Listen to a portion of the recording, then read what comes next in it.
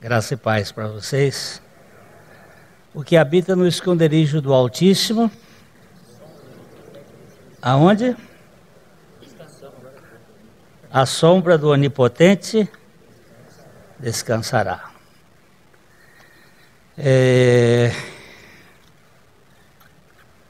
Nós vamos continuar lendo, né? Não sei se tem gente que está visitando a igreja aí. Já deram? Já foi dado, né? Tá. Quem tem aí?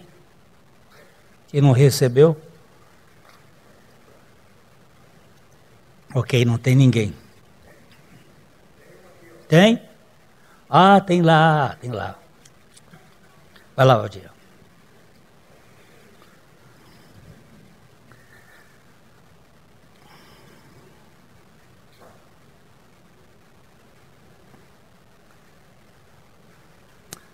Diz que tinham 3 demônios que queriam vir à Terra para fazer um estágio.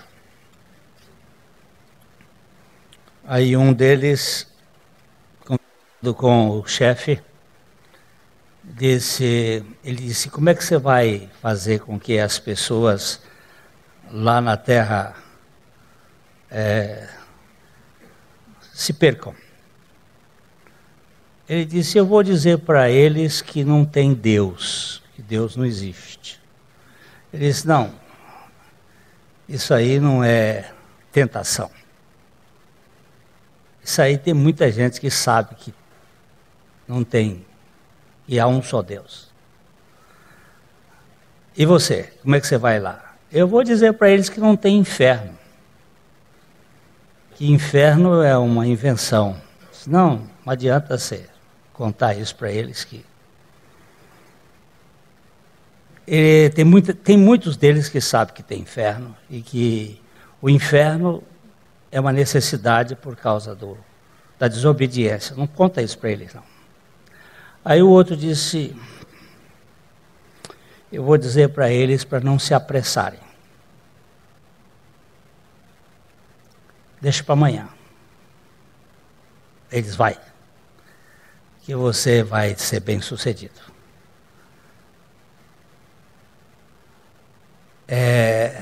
A grande crise do ser humano é que nós procrastinamos a realidade. A Bíblia diz: hoje, se ouvirdes a voz de Deus, não endureçais os vossos corações. Hoje. Nós não temos amanhã. Nós só temos hoje. E hoje, nós precisamos ver o que Deus tem para nós, pela sua palavra. Então vamos ler a Bíblia, olhar a Bíblia, pensar no que a Bíblia tem para nós hoje. Salmo 91, vamos de 1 até o 13 hoje. Do 1 ao 10 nós já andamos mexendo aí já há vários dias, olhando alguns aspectos, mas hoje a gente vai olhar especialmente o 10, o 11, o 12, o 13. Por favor, Leda. O que habita no esconderijo do Altíssimo e descansa à sombra do Onipotente, diz ao Senhor: meu refúgio e meu baluarte, Deus meu em quem confio, pois ele te livrará do laço do passarinheiro e da peste perniciosa. Cobrir-te-á com as suas penas, e sob suas asas estarás seguro. A sua verdade é pavês e escudo. Não te assustarás do terror noturno, nem da seta que voa de dia, nem da peste que se propaga nas trevas, nem da mortandade que assola ao meio-dia. Caiam 1000 ao teu lado e 10.000 à tua direita, tu não serás atingido. Somente com os teus olhos contemplarás e verás o castigo dos ímpios, pois disseste: O Senhor é o meu refúgio. Fizeste do Altíssimo a tua morada. Nenhum mal te sucederá, praga nenhuma chegará à tua tenda. Porque aos seus anjos darás ordens a teu respeito, para que te guardem em todos os teus caminhos. Eles te sustentarão nas suas mãos, para não tropeçares em alguma pedra. Pisarás o leão e a áspide, calcarás aos pés o leãozinho e a serpente. Vamos terminar o salmo, porque falta pouco. Pode continuar. Porque a mim se apegou com amor, eu o livrarei, pô-lo-ei a salvo, porque conhece o meu nome. Ele me invocará e eu lhe responderei. Na sua angústia eu estarei com ele. Livrá-lo-ei e o glorificarei. Saciá-lo-ei com longevidade e lhe mostrarei a minha salvação. Pai, abre os nossos olhos pelo teu Espírito para vermos a pessoa do teu Filho. E glorifica o nome de Jesus hoje à noite. Nós oramos em nome dele. Amém. Domingo passado, nós estivemos aqui olhando sobre a nossa residência. Onde está a nossa residência? Não a nossa morada. Mas um advogado, meu amigo, aqui desta igreja, irmão Gilberto Franzói, me corrigiu, de certo modo, a utilização, porque ele mostra, e com muita razão, que a palavra domicílio é melhor do que a palavra residência. Porque eu posso morar em vários lugares, mas onde estiver o meu domicílio, aí está o meu lugar de morada ou de residência. Eu posso morar no Piauí, no Curitiba, em Paris, em Londrina é o meu domicílio. Nós podemos viver neste mundo em vários lugares, mas onde é o nosso domicílio? Em Cristo, no esconderijo do Altíssimo.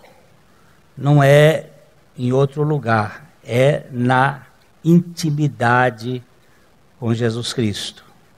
Ele é o lugar de nossa morada, onde nós residimos. E a palavra domicílio, ela é boa, porque ela vem de dominus. Onde tem o domínio, quem é o Senhor da nossa vida. Quem é aquele que nos governa. E tem gente que mora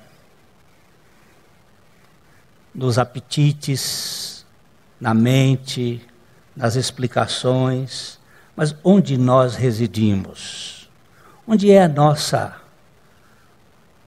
nossa cova, a nossa rocha segura? Onde é a torre forte que nós podemos nos abrigar e saber? Onde é que você mora? Eu moro no esconderijo do Altíssimo. Eu moro em Jesus Cristo. Eu habito em Jesus Cristo. Eu permaneço em Jesus Cristo. A proteção eterna não se trata de vacina contra o sofrimento aqui na terra.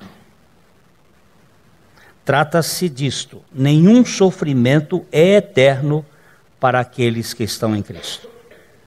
Não significa que se eu tomar a vacina da gripe, eu não vou ficar gripado. Parece que nem é bem assim o negócio. Eu acho que muita gente toma vacina e aí diz que o vírus é mutante e ele tem não sei quantas variedades. Na verdade, parece que é um potencializador para muitos casos. Não sei bem. Todas as vezes que eu tomei a vacina, eu fiquei gripado. Agora, nós temos algumas vacinas que são realmente úteis. O Brasil, por exemplo, já tinha até extinto a varíola, mas agora ela retornou. E retornou com certa força lá pelo Nordeste. Neste mundo não existe uma vacina anti-sofrimento e anti-pecado. E ante as dores do pecado neste mundo. Mas existe uma proteção de cunho eterno. Ainda que a gente venha a sofrer consequências desta vida, a Bíblia chega a dizer que um justo cai 7 vezes. Mas levanta 8. Então ele não fica caído. E é muito interessante porque que ele levanta 8. Porque 8 é o dia da ressurreição. E nós aí temos uma morada eterna que nos garante.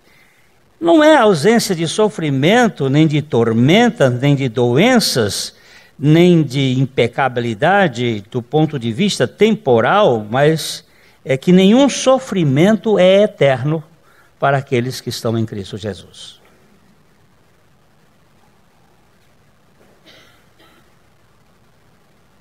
Eu soube outro dia de um velho pastor que estava com câncer, e um outro foi visitá-lo, e ele disse: como é que você vai?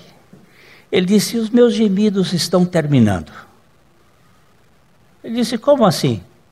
Ele disse: estou faltando poucos dias para chegar na casa do meu pai, e aqueles gemidos estão cessando. Depois eu não terei mais nem lágrimas, nem gemidos, nem dor. Esse velho pastor sabe que o sofrimento é passageiro. Que ainda que o nosso homem terreno se corrompa, o nosso homem espiritual se renova de dia em dia. Que essa momentânea tribulação, ela simplesmente produz um eterno peso de glória, muito mais excelente do que nós podemos imaginar. Agora nós temos aqui no texto uma tentação. Este texto foi usado por Satanás para tentar capturar Jesus Cristo. Deixa eu ver se eu anotei aqui. Acho que sim.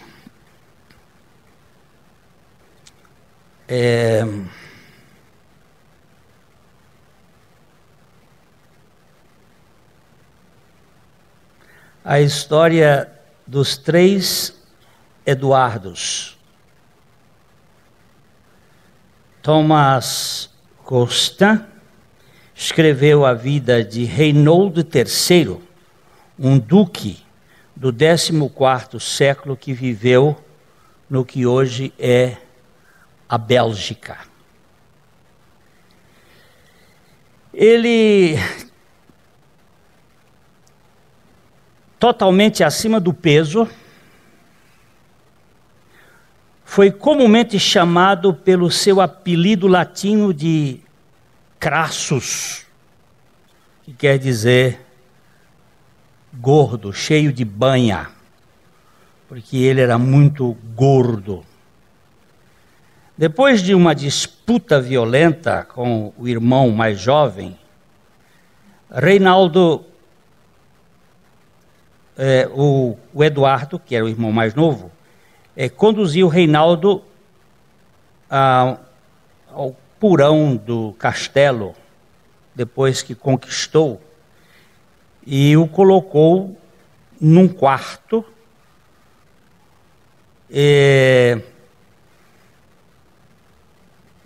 para que ele vivesse ali naquele quarto. E disse para ele que ele recuperaria o título e a propriedade assim que pudesse deixar o quarto. Se ele saísse do quarto, ele iria voltar a ter a propriedade do ducado e ia ter o título. O problema, o quarto tinha várias janelas e tinha uma porta. A porta tinha 1,60 m de altura e mais ou menos 60 centímetros de largura.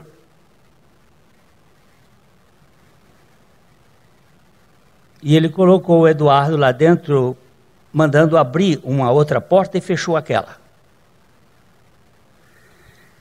E disse que ele estaria liberto se ele pudesse sair do quarto. Isso não seria difícil para a maioria das pessoas, porque quarto com várias janelas, com portas, com a porta. O problema é que Reinaldo era muito gordo. Para recuperar a liberdade, ele precisava perder peso. Mas Eduardo conhecia o irmão mais velho e cada dia ele enviava uma variedade de comidas deliciosas. E ao invés de fazer regime para sair da prisão, Reinaldo engordou e engordou e engordou cada vez mais. Quando acusavam o Duque Eduardo de crueldade, que ele tinha sempre uma resposta pronta. Meu irmão não é um prisioneiro, ele é um hóspede. Eu o trato muito bem. Ele pode sair quando quiser e recuperar o seu posto. Reinaldo ficou naquele quarto durante 10 anos e não foi libertado até depois que Eduardo morreu numa batalha. Mas a este ponto, a saúde dele já estava tão arruinada que ele morreu dentro de um ano, prisioneiro do seu próprio apetite.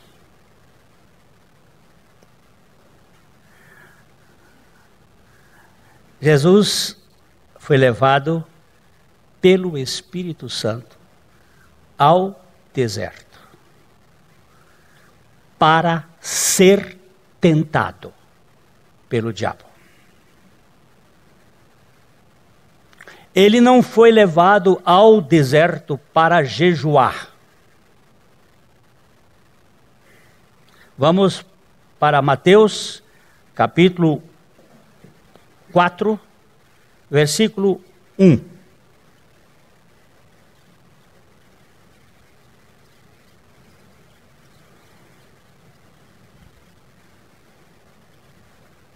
A seguir foi Jesus levado pelo Espírito ao deserto para ser tentado pelo diabo. Muito bem.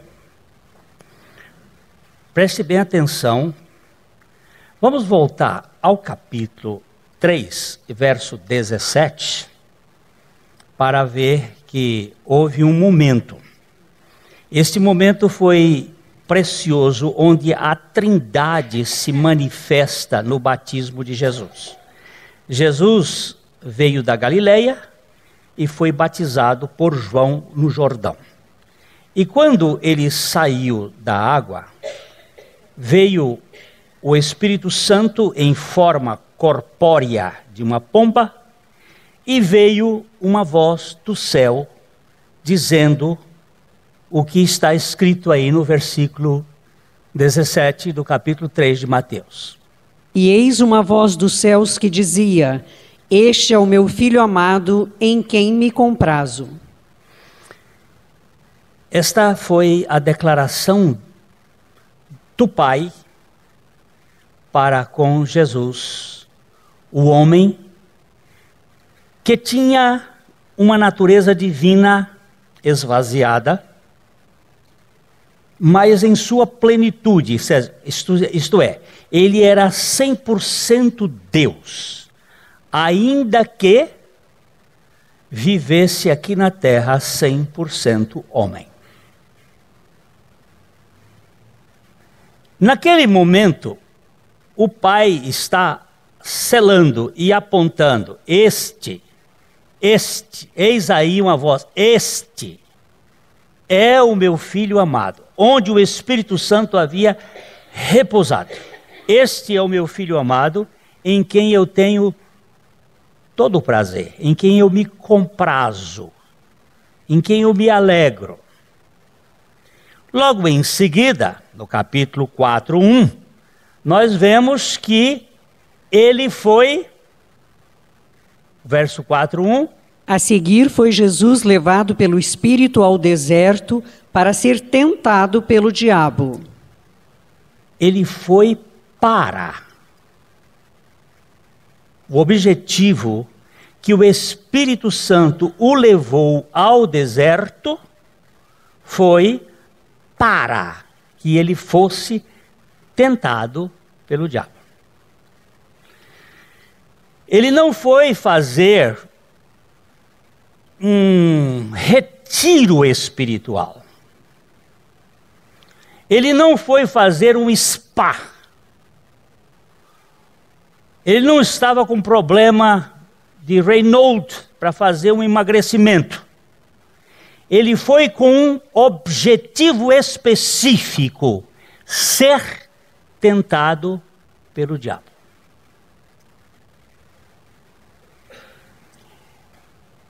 Só que o diabo apareceu só no dia 40, no 40º dia. Não é que ele tenha ido para fazer um jejum de 40 dias. Ele foi para uma específica missão: ser tentado pelo diabo. Entretanto, o diabo tinha também sua tática. Eu quero que ele chegue à sua fraqueza. A sua fraqueza humana. E uma das principais fraquezas humanas é exatamente a física. E ela vem pela boca, a comida. O pecado não entrou por outro lado, ele entrou através de um fruto. Vendo a mulher que a árvore era agradável aos olhos, boa para se comer e desejável para dar entendimento, tomou, comeu e deu ao marido.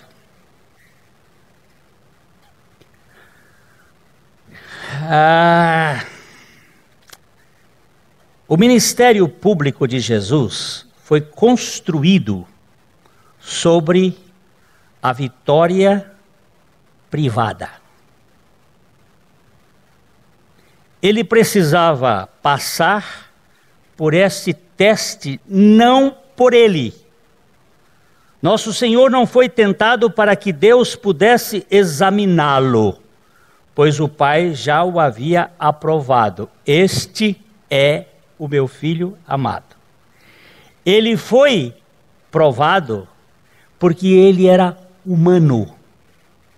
E toda tentação, ela é humana. E nenhum homem vive sem tentação. E toda tentação de Jesus tinha como finalidade a nossa própria experiência. Ele foi tentado por nossa causa, para que pudesse conhecer pessoalmente os efeitos e o valor da tentação e nos habilitar com o seu poder, para que quando fôssemos tentados, tivéssemos a garantia de que Ele é a nossa vitória. Vamos olhar Hebreus primeiro 2, 17 e 18 e depois Hebreus 4, 15.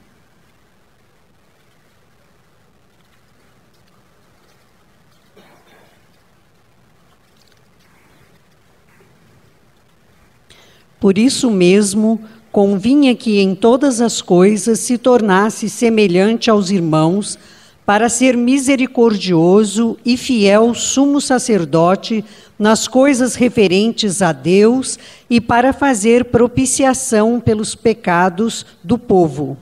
Pois naquilo que ele mesmo sofreu, tendo sido tentado, é poderoso para socorrer os que são tentados. Você entendeu por que ele precisava ser tentado? Vamos voltar para o verso 17 e vamos olhar aqui. Por isso mesmo, convinha, era conveniente, que em todas as coisas se tornasse semelhante aos irmãos. Preste bem atenção a esta palavra, aos irmãos. Para ser misericordioso e fiel sumo sacerdote nas coisas referentes a Deus e para fazer propiciação, perdão, remissão pelos pecados do povo de Deus. E aí o verso 18 vai dizer: pois naquilo que ele mesmo sofreu, tendo sido tentado, é poderoso para socorrer os que são tentados. Olha, este Salmo 91, ele está aplicando, a meu ver, a nossa experiência incluída em Cristo. A nossa experiência conjuminada, concatenada na realidade espiritual de Cristo. Porque nós não teremos nenhuma vitória fora de Cristo. Então aqui, ele que foi tentado em todas as coisas e é poderoso, ele também pode nos dar vitória. Vamos agora para 4:15 de Hebreus. Porque não temos sumo sacerdote que não possa compadecer-se das nossas fraquezas. Antes, foi ele tentado em todas as coisas, à nossa semelhança, mas sem pecado. Ele foi tentado em todas as coisas, à nossa semelhança. A pergunta sempre que nós vamos levantar, isso vai demorar algum tempo, não só hoje, mas outras vezes aqui, esses versículos vão nos tomar algum tempo, para que nós vejamos como nós somos tentados, como Jesus foi tentado. Porque existe muita especulação sobre a tentação de Jesus, mas a Bíblia está dizendo que ele foi tentado à nossa semelhança. Como nós somos tentados, Jesus foi tentado. Certa ocasião, isso já faz alguns anos, 1979, eu estava em São Paulo, numa convenção batista em São Paulo, e lá estavam vários pregadores e pastores batistas, numa classe única, onde um grande pregador batista, Dr. Rubens Lopes, estava ministrando aquela classe na nave da igreja memorial, a igreja Vila Mariana. E o Dr. Rubens, ele era um homem extraordinário, tinha uma facilidade para falar, tinha uma eloquência fora de série, Mas onde tem muito pastor reunido, é um problema se tocar em certos assuntos.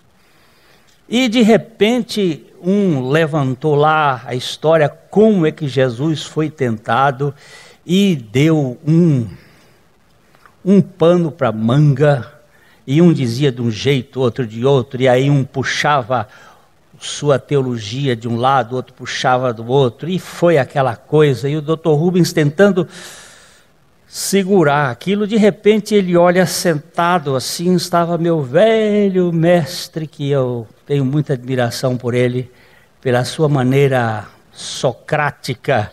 O Barba já está imitando ali. Ele ficava sempre com um cotoco de lápis, ele não tinha um lápis inteiro, era só um cotoco.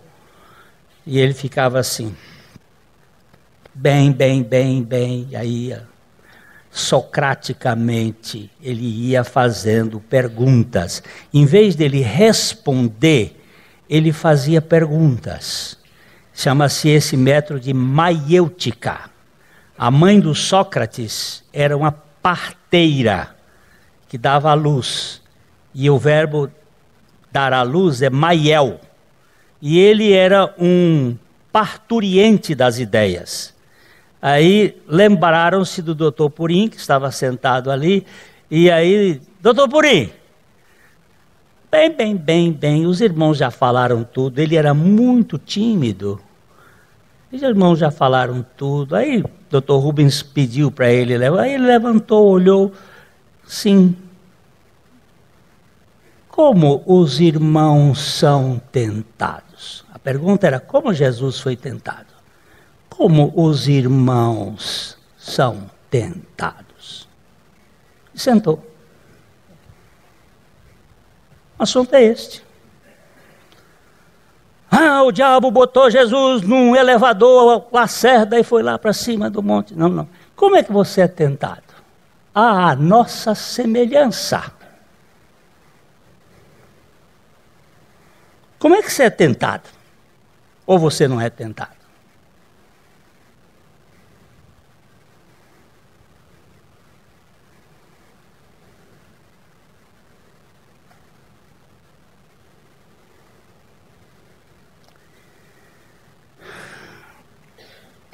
Jesus foi tentado como homem, mas ele não usou os poderes divinos para vencer a sua tentação. Ele não, eu vou dizer aqui, ele não usou a natureza de Cristo em todo o seu ministério. Durante todos os seus anos aqui na terra, ele foi Jesus. E a natureza de Cristo e de Jesus só se manifestam na cruz, onde a natureza divina e humana, porque a Bíblia diz que Deus estava em Cristo conciliando consigo o mundo, era exatamente ali na cruz, quando ele estabeleceu um diálogo. E as 7 palavras da cruz nada mais são do que um diálogo entre a natureza humana e a natureza divina de Jesus Cristo, ou de Cristo Jesus, falando a respeito da redenção daquilo que ele veio buscar. Foi tentado por nossa causa, e ele venceu o diabo usando as mesmas armas disponíveis para nós hoje. As mesmas. A palavra de Deus. Jesus sempre respondeu, está escrito. E quando o diabo usava a palavra de Deus, e que nós vamos depois verificar isto, Jesus fazia, você está usando um lado da balança, agora eu preciso colocar o outro para equilibrar. Ele usava a palavra de Deus para mostrar que a palavra de Deus é um todo, que você não pode pinçar um texto para formar uma doutrina. Você tem que ter toda a realidade da sua palavra. Eu sou daqueles que creem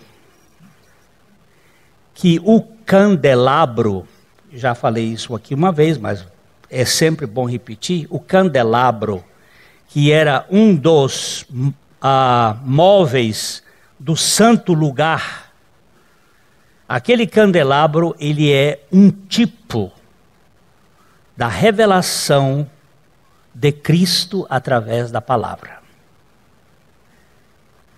E eu acho que não são coincidências estas coisas. O candelabro tem 7 hastes. Em cada haste, as hastes laterais, ela tem uma haste central e 3 hastes que saem de cada lado, formando 7, que é um número de perfeição. Em cada haste lateral existe um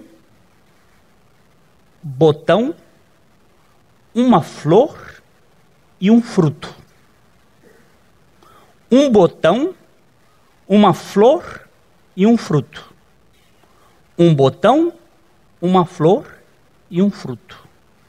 Então, na haste lateral há 3. Vocês acham aí um bom candelabro?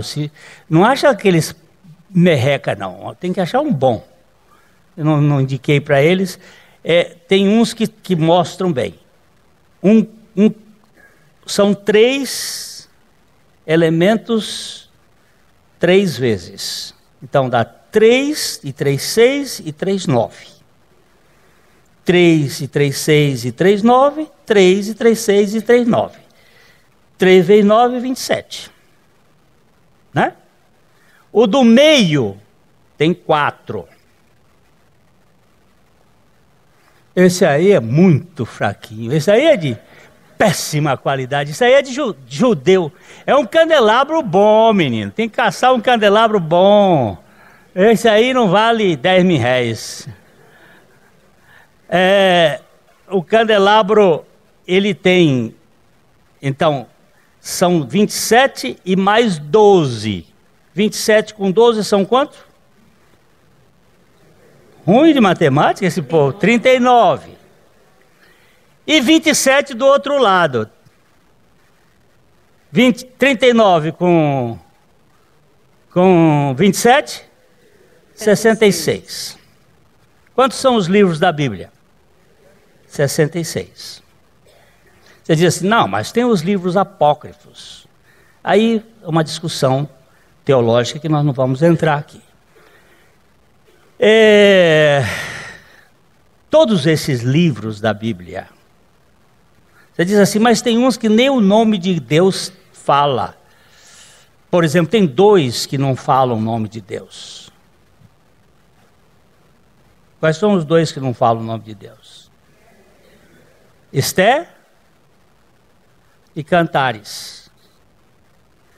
Mas os 2 estão enfiados dentro de Deus e manifestam o fragor de Deus em toda a sua expressão.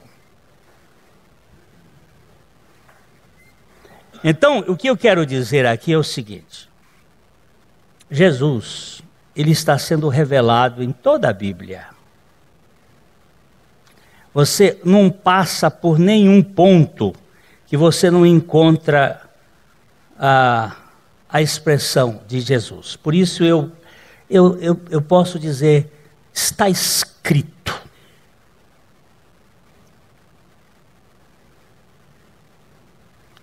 Não está aqui não, né? Vocês desistiram lá, tá bom. Ele venceu o diabo usando as mesmas armas disponíveis para nós. Está escrito. O poder do Espírito Santo. Ele foi para o deserto, conduzido pelo Espírito Santo, e durante todo aquele tempo ele esteve dependendo do Espírito Santo. Porque logo depois o Espírito Santo o conduziu de novo a Galileia. Nós temos o poder do Espírito Santo. E nós temos a oração. As armas da nossa milícia não são carnais, mas poderosas em Deus para a destruição das fortalezas. Vamos ver esse texto? 2 Coríntios capítulo 10, versículo 3 e 4.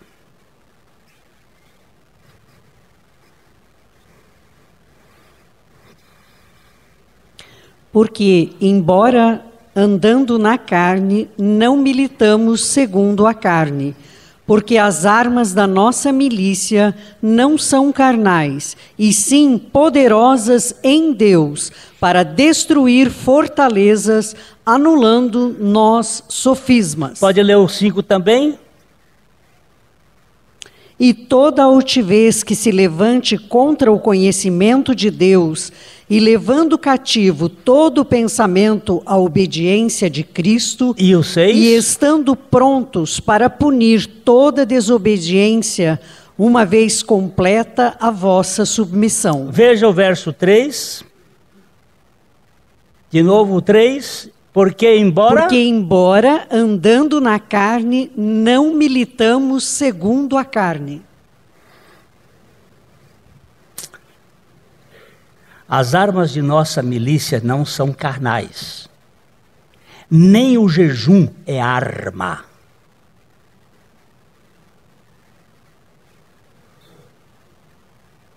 Eu vi um pregador essa semana dizer que ele jejua para enfraquecer o seu corpo, para poder esmagar a serpente. Não é arma. Nós não esmagamos a serpente com o enfraquecimento do nosso corpo. Nós esmagamos a serpente com o poder de Jesus Cristo. E o poder de Jesus Cristo não está no fato da fraqueza do corpo, está no fato da fraqueza da alma. Ou do esvaziamento da alma. Então, queridos, ele usou as mesmas armas que nós temos hoje para lutar. Eu queria que nós lêssemos Lucas 3, 21.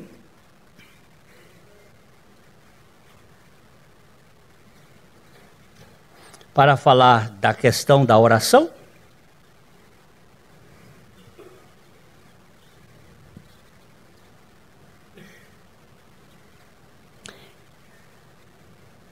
E aconteceu que, ao ser todo o povo batizado, também foi Jesus, e estando ele a orar, o céu se abriu. Estando ele a orar. Jesus era uma pessoa de oração. Mas ele não era, ele não tinha natureza divina? Tinha. Mas ele não dependeu da sua natureza divina, ele dependeu da natureza do Pai, ele dependeu do Pai. Ele orava. Por que Jesus orava? Porque ele dependia inteiramente de Deus. Oração é sinal de dependência. As pessoas mais independentes são as que oram menos. As pessoas mais dependentes são as que oram mais.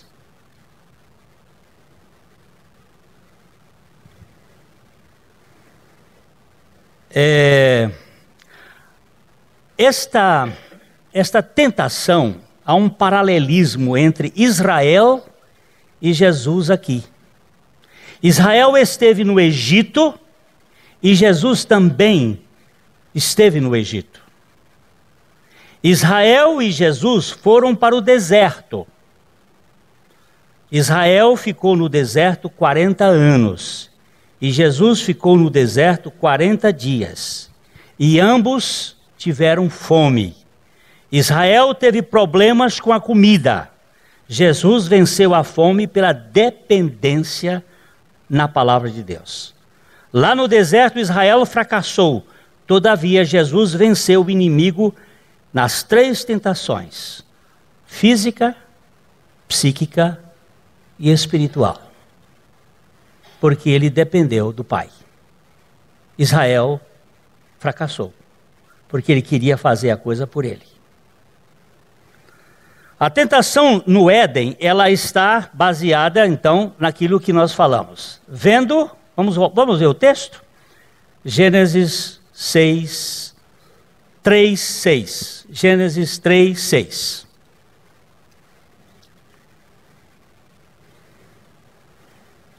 Vendo a mulher que a árvore era boa para se comer, agradável aos seus olhos, e árvore desejável para dar entendimento, tomou-lhe do fruto e comeu, e deu também ao marido, e ele comeu. Este vendo é um gerúndio. Este vendo é um estado. Não é simplesmente viu, é vendo. Vendo a mulher, ela gastou tempo ali, que a árvore era boa para, agradável aos e desejável para, tomou,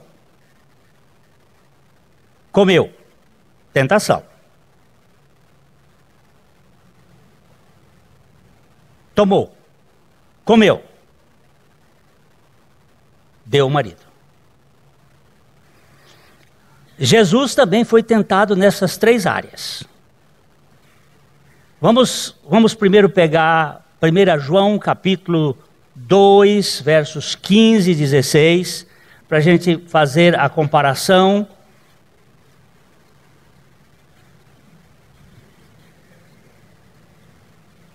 Não ameis o mundo, nem as coisas que há no mundo. Se alguém amar o mundo, o amor do Pai não está nele, porque tudo que há no mundo, a concupiscência da carne, a concupiscência dos olhos e a soberba da vida, não procede do Pai, mas procede do mundo.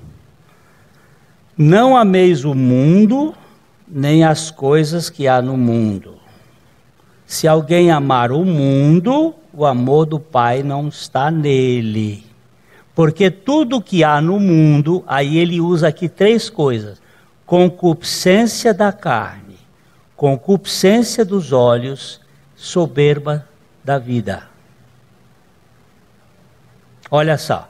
Vendo a mulher que a árvore era, o quê? Boa para se comer, agradável aos olhos e desejável para dar entendimento. Concupiscência da carne, boa para comer. Concupiscência dos olhos, agradável aos olhos. Soberba da vida,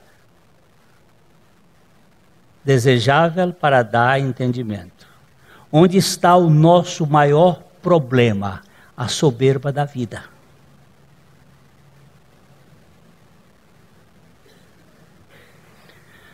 Aqui está um grande, a questão da relação, onde Jesus foi tentado, como Jesus foi tentado, a nossa semelhança, e onde ele foi tentado? No corpo, na alma e no espírito.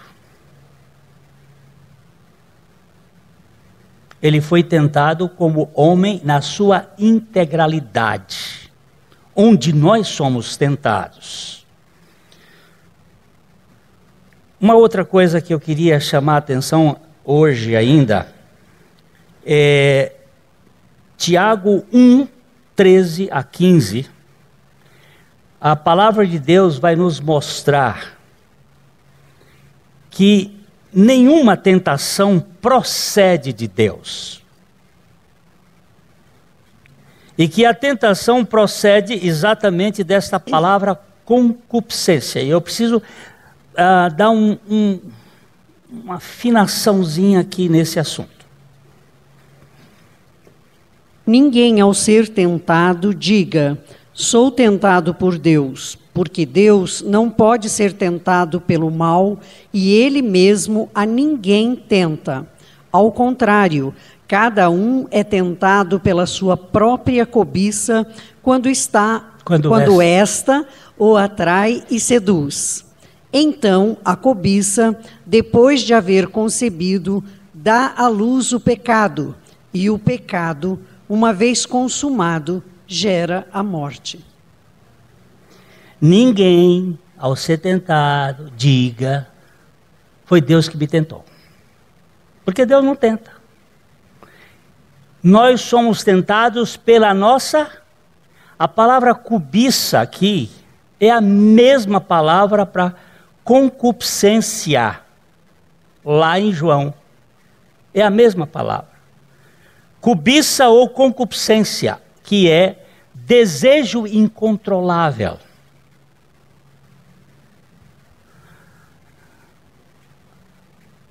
Reinaldo III estava dentro de um quarto com janelas e porta, mas não, ele não passava. E ele não tinha... O que ele não tinha? Estava preso no apetite. Ele era escravo. E o irmão, sabendo disso, o Eduardo trazia um bandejão de comida e ele, ó, só comendo. Só comendo.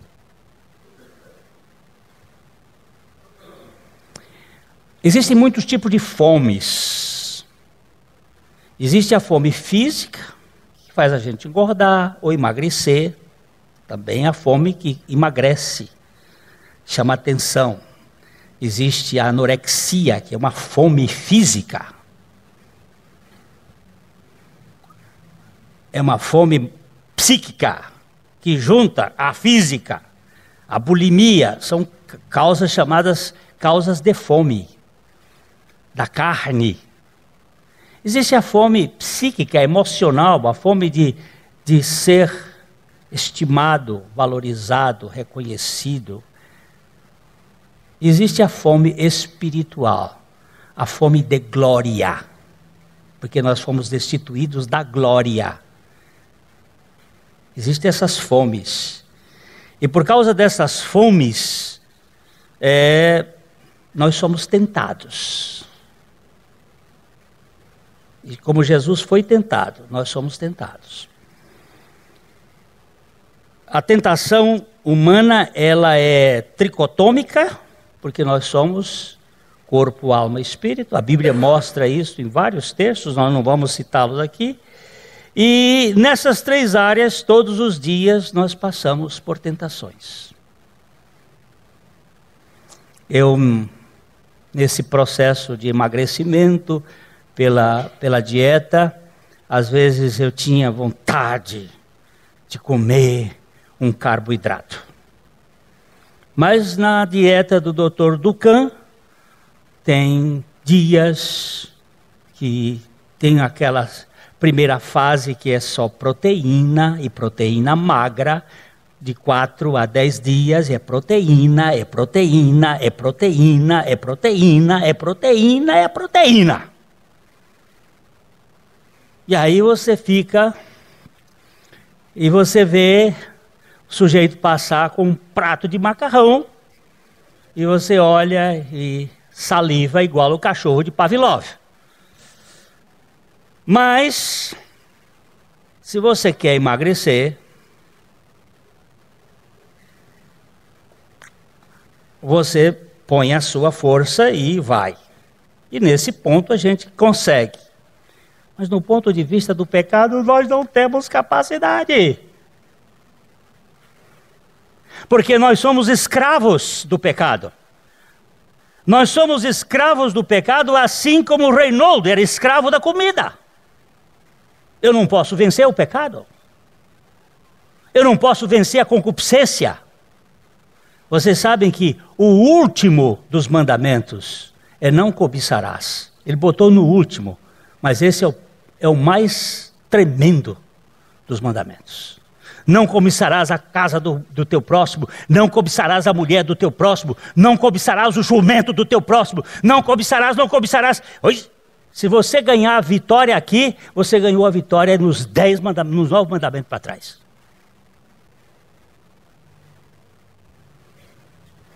E só Jesus Cristo enfrentou esse maligno e pôde vencê-lo. E aonde é que você está? Esconderijo do Altíssimo.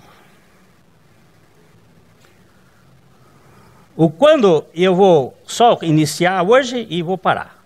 Quando o tentador se aproxima de Jesus, ele contesta a filiação de Jesus. O que ele tinha em mente era levantar dúvida da palavra de Deus. Vocês viram que no versículo 17 do capítulo 3 de Mateus, o pai diz assim, o quê? Este é o meu filho amado, em quem eu tenho todo o prazer. Como foi que o tentador apareceu? Se tu és. 40 dias depois, quando ele havia passado 40 dias não jejuando, mas 40 dias esperando o tentador.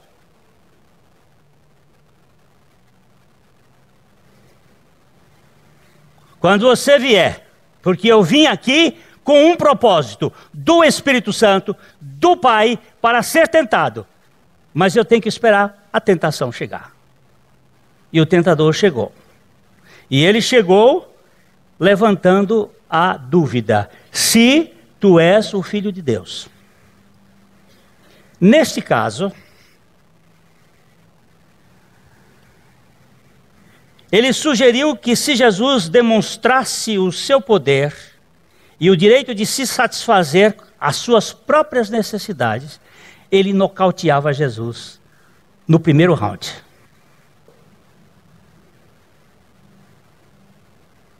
Naquele momento, se ele conseguisse dizer, botar na cabeça de Jesus, eu vou mostrar para esse safado que eu posso transformar pedras em pães. Porque fui eu que criei todo esse universo sozinho, com meu Pai, com o Espírito Santo. Nós criamos esse universo e nós já fizemos a pedra produzir pão. Porque a semente cai na pedra, cai no chão, cai na terra e se alimenta da terra e produz o grão e depois faz pão. Eu posso fazer de um outro jeito, eu poderia fazer de qualquer jeito, mas se ele usasse qualquer poder para fazer aquele milagre, ele negaria a sua humanidade como instrumento para a redenção da humanidade.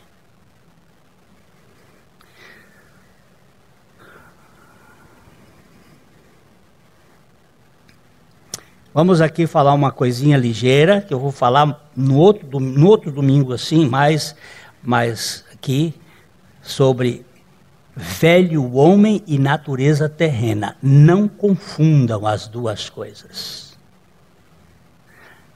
Natureza terrena e velho homem são duas realidades. Adão, quando foi feito do pó da terra, ele tinha uma natureza terrena, pura, sem contaminação de pecado. Quando ele pecou, toda a natureza, toda a matéria, todo o universo passou a ter a influência do pecado. Por isso que a Bíblia diz que a natureza geme em dores de parto, aguardando o dia da redenção e a manifestação dos filhos de Deus.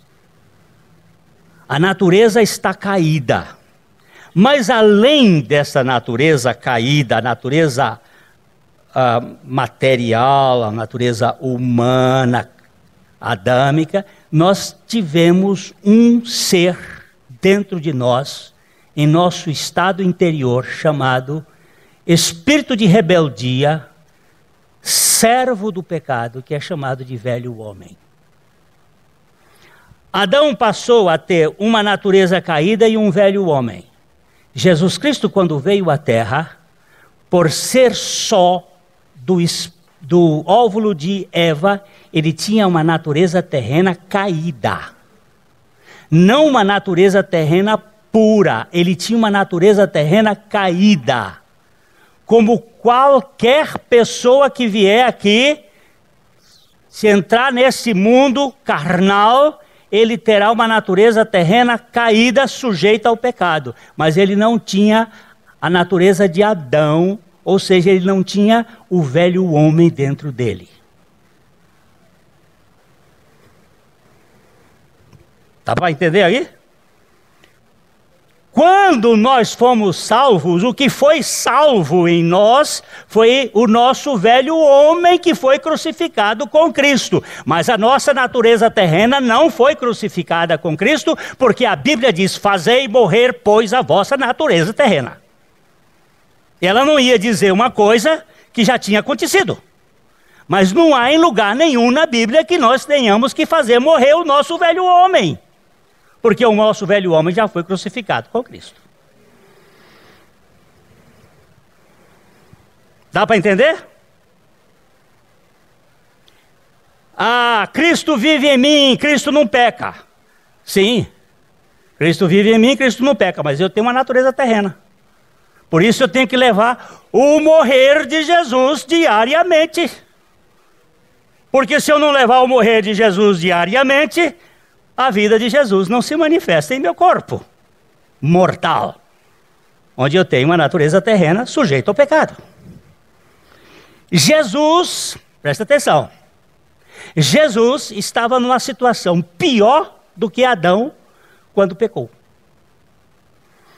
Porque Adão, quando pecou, não tinha nem o pecado, nem a natureza terrena contaminada pelo pecado. Jesus não tinha o pecado, mas tinha a natureza terrena igual a nós. Ele era semelhante a nós, com exceção do pecado. Mas a natureza era caída. A Igreja Católica, para resolver isso, em 1854, com o Papa Pio IX, decretou que Maria foi concebida sem pecado. Mas não tem como provar isso na Bíblia. O que nós podemos entender é que por um só homem entrou o pecado no mundo e pelo pecado entrou a morte. Jesus tinha uma natureza caída, terrena. Como é que você pode dizer isso? Pega Romanos 8:3. E aí a gente termina hoje aqui e vamos voltar outra vez. Porque a tentação de Jesus tem a ver com a minha tentação. E a vitória de Jesus tem a ver com a minha vitória. Porque ele foi vitorioso. Ele pode nos conceder a sua vitória para todo aquele que nele crê. Porquanto o que fora impossível à lei, no que estava enferma pela carne, isso fez Deus enviando o seu próprio Filho em semelhança de carne pecaminosa e no tocante ao pecado. E com efeito, condenou Deus na carne o pecado.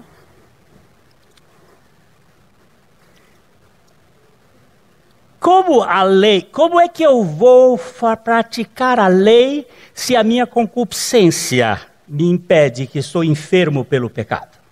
Deus enviou o seu Filho na semelhança da carne do pecado, e no tocante ao pecado, embora não tendo pecado, ele condenou na sua carne o pecado. Isso chama princípio de homeopatia. Similis similibus curandum. O similar cura o similar.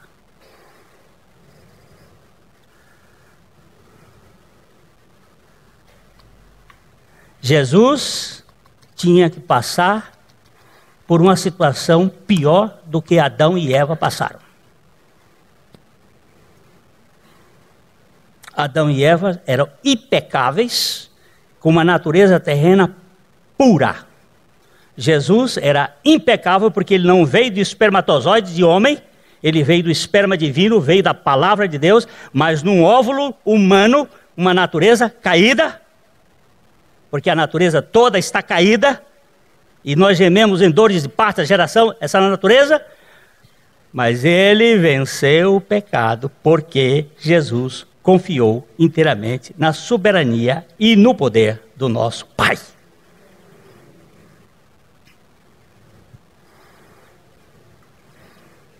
E a vitória dele é a nossa vitória.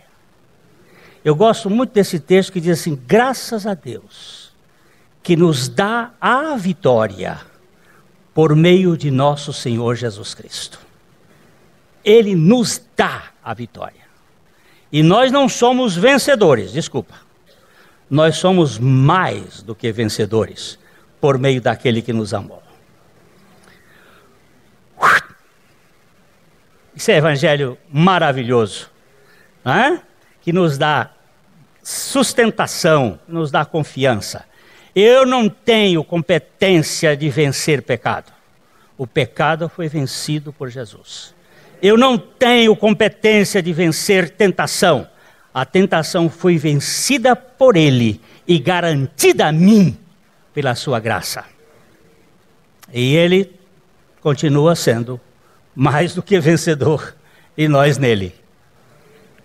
Ok? A mensagem que você acabou de assistir faz parte do Ministério de Comunicação Palavra da Cruz. Temos um grande acervo de estudos bíblicos em áudio e vídeo. Distribuímos também gratuitamente o jornal mensal Palavra da Cruz. Entre em contato conosco pelo fone 0 operadora 43 3372 8900 ou pelo e-mail livraria@piblondrina.com.br. Visite-nos pelo site www.livrariapiblondrina.com.br ou acesse www.piblondrina.com.br. Graça e paz.